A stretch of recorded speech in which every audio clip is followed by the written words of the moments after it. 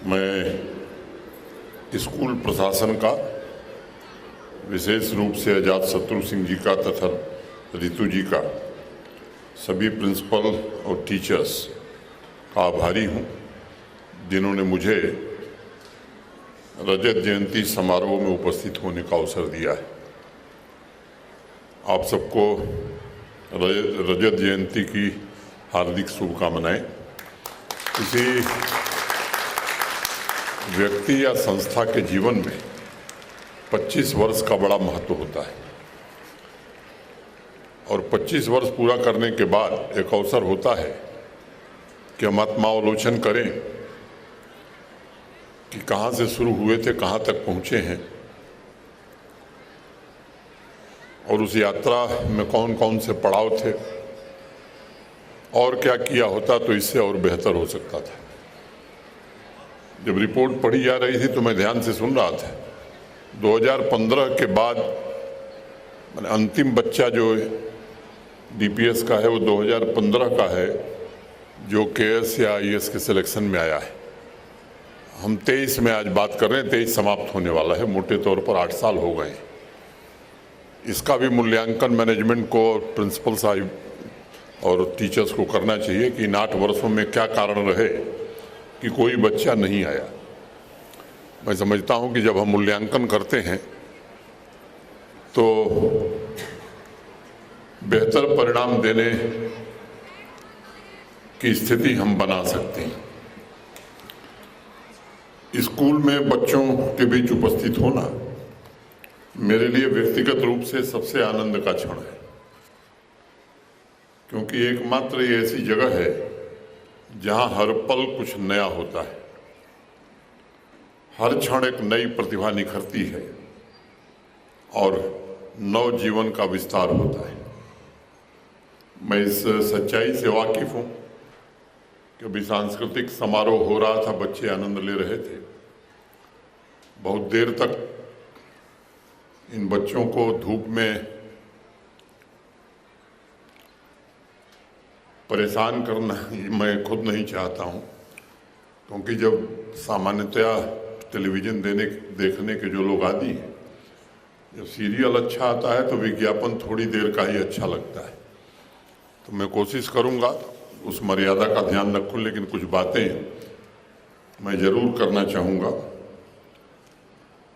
अगर मैं पुलिस तथा बॉर्डर पर तैनात सुरक्षा बलों को छोड़ दूं तो स्कूल ही एकमात्र स्थान है जहां हर बच्चा असीमित साहस से भरा हुआ है। स्कूल ही वो जगह है जहां बच्चों के भीतर अननोन, अपरिचित, अनजान, अज्ञात में जाने की निडरता पैदा होती है।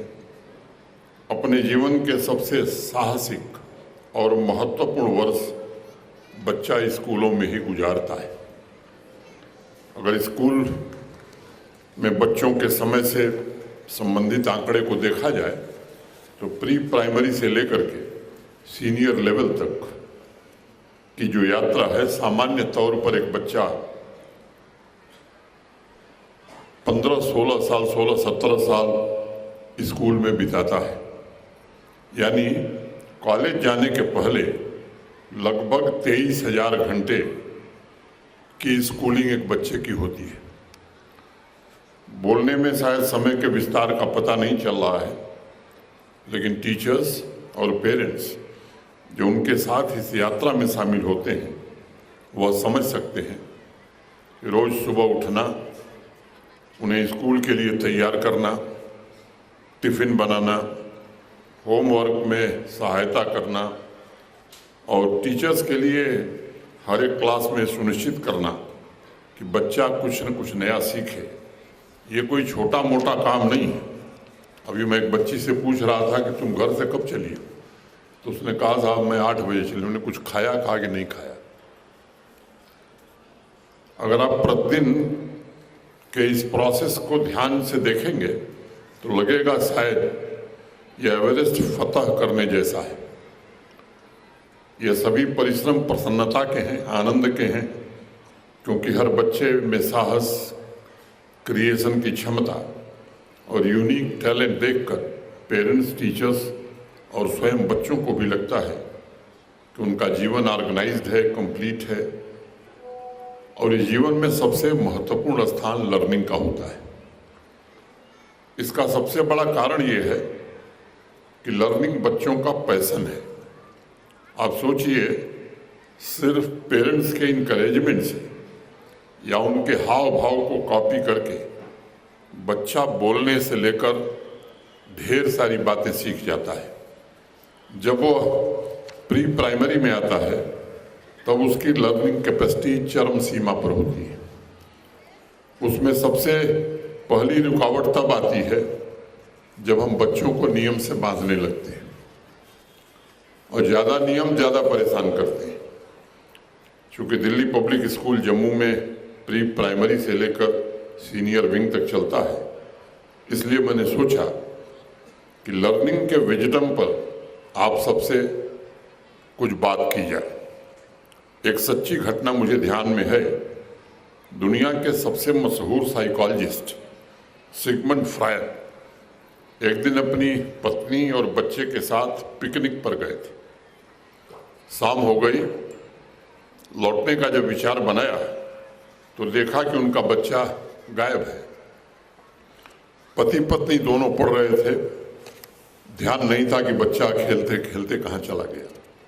उनकी पत्नी बहुत परेशान थी, चारों तरफ देख रही थी कि बच्चा किधर है।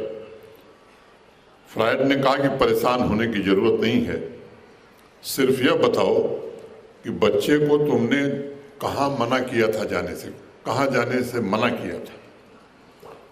तो पत्नी ने कहा कि हाँ, मैंने उसे कहा था कि बगीचे के बाहर वाटर फाउंटेन है, वहाँ मत जाना। तो फ्रायड ने कहा चलो फिर ठीक है, वहीं देखते हैं, वहीं मिल जाएगा। पति पत्नी हस्बैंड वाइफ जब वाटर फाउंटेन पर पहुंचे तो देखा कि बच्चा बड़े मजे से खुश होकर के वहां खेल रहा था। सिगमंड फ्रायड की पत्नी ने पूछा कि तुम्हें कैसे पता चला कि ये वहीं मिलेगा। तो फ्रायड ने कहा कि बड़ा आसान था, क्योंकि आज पूरी ह्यूमैनिटी का यही अनुभव है, यही एक्सपीरियंस है। बच्चे वही करेंगे जिसके लिए उन्हें मना किया जाएगा, और इसलिए सोच समझकर मना करना, क्योंकि बच्चे के लिए किसी चीज़ की मनाही भी मोटिवेशन बन सकती है। फ्रायड की इस कहानी को मैंने अपने जीवन में कई बार पढ़ा है। मेरे मन में जानने की जिज्ञासा थी कि यह बच्चों की जिद है या उनका मोटिवेशन। और मुझे लगता है कि जब भी हम बच्चे को किसी चीज़ के लिए मना करते हैं और कहते हैं कि you should not do it, उसी क्षण उसके भीतर क्यूरियोसिटी पैदा होती है और उसे लगता है कुछ तो मिस्टीरियस है और इसलिए मना किया जा रहा है मुझे। और इसलिए मैं मानता हूँ कि उस क्यूरियोसिटी को सार्थक बनाने के लिए ज़रूरी है उसे निगेटिव लर्निंग की बजाय पॉजिटिव लर्निंग की तरफ प्रेरित किया जाए। You should not do it की जगह बच्चों को हम क्या बता सकते हैं, तो what are the things that you should do. बच्चा जब बोलना शुरू करता है तो उसके चेहरे की तरफ ध्यान से देखिए, वह अत्यंत प्रफुल्लित होता है, क्योंकि उसे सीखने में बहुत आनंद आता है। वो उसे एंजॉय कर रहा होता है और जैसे जैसे बड़ा होता है नई नई चीज़ें सीखता जाता है, क्योंकि उसे इनकरेजमेंट मिलता है। लेकिन वही बच्चा जब मिडिल स्कूल पास कर लेता है, नियमों में बच जाता है, you should not do it जैसे स्टेटमेंट की वजह से उसकी क्यूरियोसिटी धीरे धीरे समाप्त होने लगती है। पिछले वर्ष किसी कार्यक्रम में मैं गया था। अमेरिका के एक प्रोफेसर हैं जॉन कोहेन, उनके रिसर्च का मैंने एक जिक्र किया था कई वर्षों पहले, और कई कड़ी मेहनत के बाद रिसर्च किया उन्होंने, और जो निष्कर्ष निकाला कि 5 साल का बच्चा लगभग प्रतिदिन 300 सवाल पूछता है। और 15 साल का बच्चा सिर्फ 3 सवाल पूछता है। उनकी टीम ने जो ये रिसर्च है, अध्ययन है, 33,000 स्टूडेंट्स का सर्वे करके ये निष्कर्ष निकाला था। मुझे लगता है कि आज सबसे बड़ी चुनौती ये है, पेरेंट्स के लिए भी, टीचर्स के लिए भी। इन 10 वर्षों में ये 297 सवाल कहाँ गायब हो जाते हैं। 5 साल का बच्चा 300 सवाल पूछता है, 15 साल का बच्चा 3 सवाल पूछता है। प्रोफेसर कोहेन के रिसर्च और सर्वे का निष्कर्ष साफ है कि जैसे जैसे बच्चा बड़ा होता गया, वह क्लासरूम के नियमों में, यह मत करो के आदेश में, होमवर्क में, सिलेबस में इतना उलझा दिया गया कि धीरे धीरे उसके भीतर से क्यूरियोसिटी समाप्त होती चली गई। और क्यूरियोसिटी समाप्त होने का मतलब बच्चे में लर्निंग का पैशन समाप्त होना। तो मेरा निवेदन होगा, आग्रह होगा कि इस प्रश्न पर गंभीरता से यहाँ के टीचर्स, प्रिंसिपल, पेरेंट्स जरूर विचार करें। पैशन अगर समाप्त होगा तो क्रिएटिविटी ओरिजिनल नहीं रह सकती है, टैलेंट नेचुरल नहीं रह सकता है। और इसलिए आज के बच्चे सौभाग्यशाली हैं। लंबे समय बाद इस देश को इंतजार था और माननीय प्रधानमंत्री जी के नेतृत्व में नेशनल एजुकेशन पॉलिसी एक उपहार के रूप में मिली है नई जनरेशन को।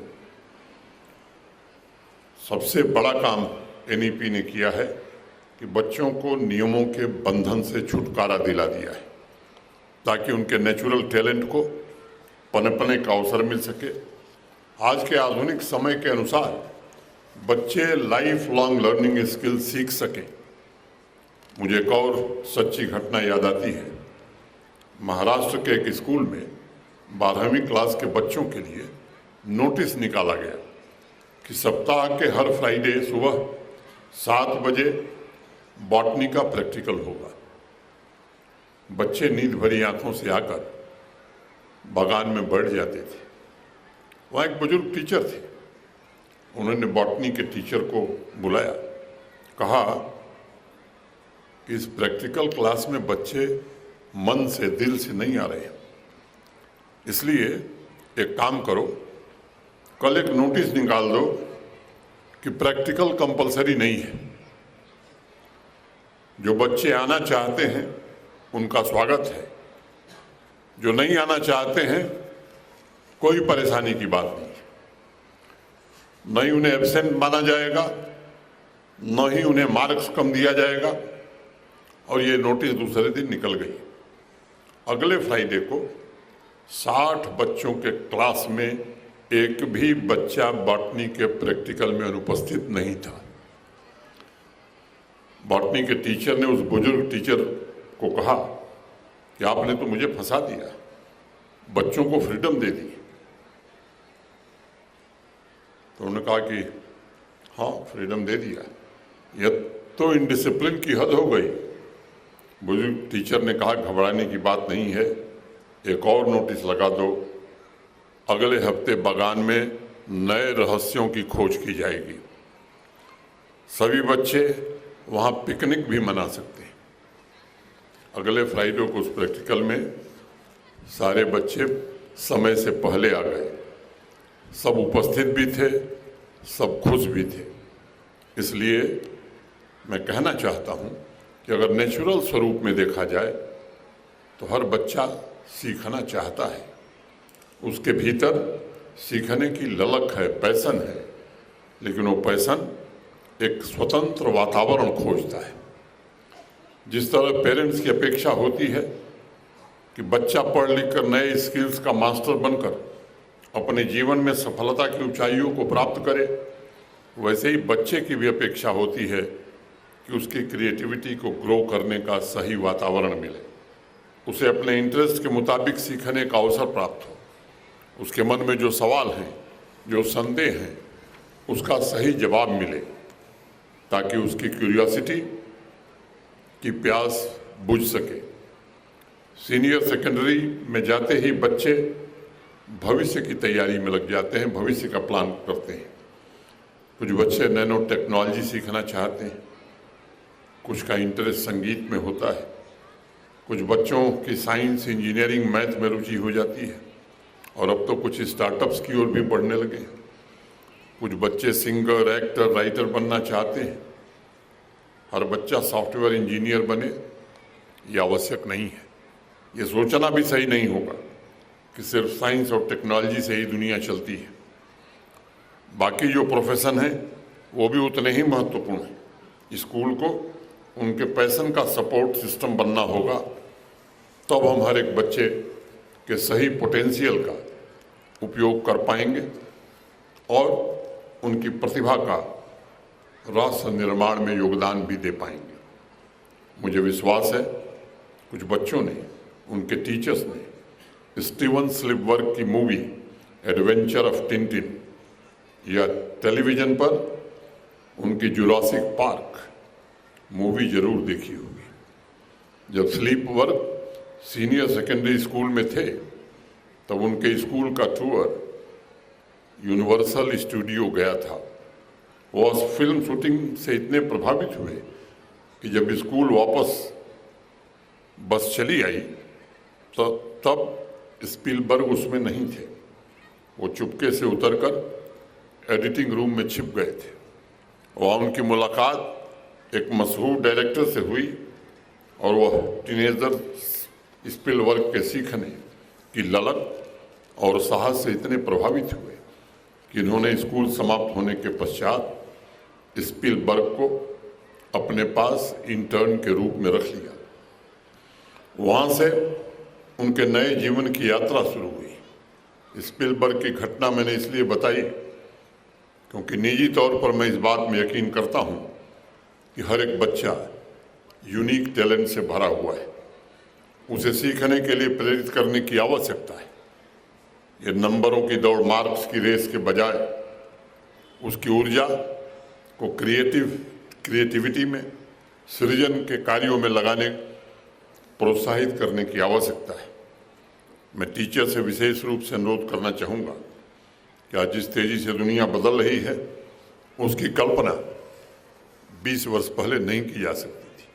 आज जो टीचर हैं अगर वो अपने स्टूडेंट डेज को याद करेंगे तो लगेगा कि आज बच्चों के टिप्स पर जितनी इन्फॉर्मेशन मौजूद है उतनी इन्फॉर्मेशन इकट्ठा करने के लिए उन्हें वर्षों लग जाते थे। इसलिए आज बच्चे की जो सबसे अंतिम आवश्यकता है वह इन्फॉर्मेशन का बोझ है। उसके पास टेक्नोलॉजी के एक्सेस की वजह से दुनिया भर की इन्फॉर्मेशन मौजूद है। इसलिए बच्चों को इन्फॉर्मेशन नहीं बल्कि क्रिटिकल थिंकिंग, कम्युनिकेशन, कोलैबोरेशन तथा क्रिएटिविटी जैसे लाइफ लॉन्ग लर्निंग स्किल सीखने के लिए मोटिवेट किए जाने की आवश्यकता है। आज 15 साल के स्टूडेंट्स जब 10 साल बाद रियल वर्ल्ड में कदम रखेंगे तो आर्टिफिशियल इंटेलिजेंस या बाकी इमर्जिंग टेक्नोलॉजीज़ के एक्सप्लोजन की वजह से दुनिया का स्वरूप ही कुछ और होगा। ऐसे में उन्हें सिर्फ नए आइडियाज़ या नए इन्वेंशन पर ही फोकस नहीं करना होगा बल्कि अपने आप को भी री इन्वेंट करना होगा। और इसकी क्षमता वर्तमान में ही लाइफ लॉन्ग लर्निंग स्किल से बच्चों में जागृत की जा सकती है। दूसरी महत्वपूर्ण बात यह है कि नेशनल एजुकेशन पॉलिसी ने टेस्ट और कंपटीशन की दौड़ को समाप्त करने की अनुशंसा की है। पिछले 20 सालों में स्कूलों में सीरीज ऑफ टेस्ट शुरू हो गए थे। बच्चों के महत्वाकांक्षा पैदा करने की बजाय स्ट्रेस का, तनाव का सबसे बड़ा कारण यही बनता जा रहा था। अगर स्टूडेंट स्ट्रेसफुल हैं तो इसका मतलब है हमारा सिस्टम ठीक नहीं है। इसलिए इस बात पर बल देने की आवश्यकता है कि टेस्ट और मार्क्स की बजाय स्कूल के स्टैंडर्ड और बच्चों के एम्बिशन को बरकरार रखने के लिए कौन सा सिस्टम, क्या ग्रेड सिस्टम इसमें मदद कर सकता है? बच्चों में आपस में प्रतिद्वंदिता कैसे पैदा हो सकती है, वो भी स्वस्थ प्रतिस्पर्धा, मैं इस बात को मानता हूँ कि जिस स्टूडेंट में स्वयं से कंपटीशन का भाव पैदा होता है उसे जीवन में कभी भी असफलता का सामना नहीं करना पड़ेगा। सभी टीचर से मेरी एक दूसरी गुजारिश है, जीवन की सारी खोज, सारी दौड़ खुशी की है और यह खुशी तब मिलती है जब जीवन में एक बैलेंस होता है। एजुकेशन में वो बैलेंस कहीं न कहीं मिस करता है। हम सिर्फ नॉलेज और इन्फॉर्मेशन पर फोकस करते हैं, लेकिन ये सच है कि सिर्फ नॉलेज इकट्ठा करना एजुकेशन नहीं है। अगर एक बच्चा स्कूल से सिर्फ ज्ञान प्राप्त करके इन्फॉर्मेशन का स्टोर हाउस बनकर निकलता है तो ये एजुकेशन सिस्टम की एक बड़ी चूक कही जाएगी। बच्चे की इंडिविजुअलिटी विकसित हो, इसमें हमें समय लगाना होगा। वह सिर्फ मैथ, केमिस्ट्री, फिजिक्स नहीं बल्कि जीवन की कला सीख कर बाहर निकले, आज ये समय की आवश्यकता है। हमारे देश में पहाड़ों की असीमित श्रृंखलाएं हैं। आज भी कोई विदेशी टूरिस्ट आता है तो वह ऊनाकोटी हिल्स को देखना चाहता है, क्योंकि वहाँ पूरी पहाड़ी को हमारे पूर्वजों ने अपनी कलाकारी से सुंदर मूर्तियों में परिवर्तित कर दिया था। वहाँ कुछ ऐसे पहाड़ भी हैं जो सिर्फ पत्थर हैं। मेरे कहने का तात्पर्य ये है कि स्टूडेंट्स को अगर कुशल टीचर्स मिल जाएं तो उनके जीवन में ऊनाकोटी हिल्स की तरह अप्रतिम सौंदर्य की तरह गढ़ा जा सकता है। इसलिए टीचर मेरी नज़र में एक बहुत ही महत्वपूर्ण कलाकार है जो पत्थर को प्रतिमा बनाने की क्षमता रखता है। संक्षेप में मैं स्टूडेंट से भी 2-3 बातें करना चाहूँगा। कुछ डेमोग्राफिक रिसर्चर्स ने अनुमान लगाया है कि जब से पृथ्वी पर मनुष्य का जन्म हुआ है तब से लेकर आज तक कितने लोग पैदा हुए होंगे। अनेक फैक्टर्स को ध्यान में रखते हुए उनका निष्कर्ष था 7 मिलियन बीसी से लेकर 2022 तक लगभग 117 बिलियन लोगों ने इस पृथ्वी पर जन्म लिया होगा। इस आंकड़े की सबसे बड़ी खूबसूरती ये है कि 117 बिलियन में से हर एक पर्सनैलिटी यूनिक रही होगी। हर एक को यूनिक जीवन मिला होगा। हर किसी को अपनी यूनिक क्रिएटिविटी, टैलेंट को दुनिया के सामने रखने का अवसर मिला होगा। आप में से हर एक बच्चे के पास यूनिक टैलेंट है। हर बच्चे के पास यूनिक अवसर है वो इस जीवन को खूबसूरत और सफल बनावे, ये करने की आवश्यकता है। इसलिए पूरे साहस और विश्वास, कॉन्फिडेंस के साथ अपने पैशन को फॉलो करने की जरूरत है। मार्टिन लूथर किंग कहते थे, take the first step in faith. You don't have to see the whole staircase, just take the first step. और मैं चाहूँगा कि हर एक स्टूडेंट पूरे साहस और आत्मविश्वास से अपने जीवन का पहला कदम रखे, आगे बढ़े। कुछ दिन पहले मैं एक ऑस्ट्रेलियन राइटर ब्रोनी वेयर की किताब पढ़ रहा था। अपने राइटिंग कैरियर शुरू करने से पहले ब्रोनी ने कई वर्ष बुजुर्गों के हॉस्पिटल में काम किया था। उस दौरान उन्होंने सैकड़ों सीनियर सिटीजन्स का इंटरव्यू लिया और उनसे एक ही सवाल पूछा था, क्या आपको जीवन में किसी बात का रिग्रेट है? सभी ने लगभग एक जैसा उत्तर दिया और कहा कि I wish I have the courage to live a life true to my self, not the life others expected of me. इसलिए बच्चों, अपने सपनों, अपने संकल्पों के लिए जीने की आवश्यकता है, उसे छोड़ने की आवश्यकता नहीं है और तब तक प्रयास करना है जब तक वो साकार न हो जाए। आप सबने इमर्सन की वो पोएम पढ़ी होगी, what lies before us are tiny matters compare to what lies within us. पूरे विश्वास एवं साहस से जीवन में आगे बढ़िए, एक्सप्लोर करिए, डिस्कवर करिए। मैं एक बार पुनः दिल्ली पब्लिक स्कूल रजत जयंती समारोह की आप सबको दिल की गहराइयों से बधाई देता हूं और अनंत शुभकामनाएं देता हूं और उम्मीद करता हूं कि आने वाले समय में यह विद्यालय जम्मू रीजन में अनेक बच्चों के भविष्य को निखारने में जरूर मदद करेगा। अंत में रॉबर्ट फ्रॉस्ट की वो कविता कह के अपनी बात खत्म करूंगा।